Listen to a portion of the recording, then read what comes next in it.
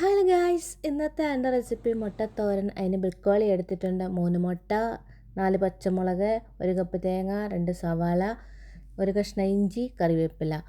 3 മുട്ടയും ഇതുപോലെ 1 സ്പൂൺ വെച്ച് കലക്കിയെടുക്കാം. അതിനുശേഷം ഒരു പാൻ അടുപ്പിലേക്ക് വയ്ക്കാൻ 2 സ്പൂൺ വെളിച്ചെണ്ണ, 1 ടീസ്പൂൺ കടുകിട്ട് പൊട്ടിക്കാം. സവാള, ഉള്ളി, ഇഞ്ചി, പച്ചമുളക്, കറിവേപ്പില ഇട്ട് കൊടുക്കാം. 1/4 ടീസ്പൂൺ മഞ്ഞൾപ്പൊടി, 1/4 ടീസ്പൂൺ ഉപ്പുപൊടി, ഇതെല്ലാം ഇട്ട് ഇളക്കിയതിന് ശേഷം അരിഞ്ഞു വെച്ചിട്ടുള്ള ബ്രിക്കോളി ഇട്ട് ഇളക്കി കൊടുക്കാം. ബ്രിക്കോളി ഒന്ന് വാടിയതിന് ശേഷം ഈ നടുക്ക് ഭാഗത്ത് നിന്ന് മാറ്റിയതിന് ശേഷം അടിച്ചു വെച്ചിട്ടുള്ള മുട്ട ഒഴിച്ചു കൊടുക്കാം.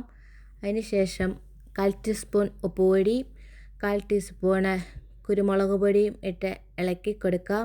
എല്ലാം ഒന്ന് ഇളക്കിയതിന് ശേഷം തേങ്ങാപ്പീര ഇട്ട് കൊടുക്കാം. തേങ്ങാപ്പീരയോട് ഇട്ടൊന്ന് ഇളക്കിയതിന് ശേഷം 5 മിനിറ്റ് അടച്ചു വയ്ക്കാം.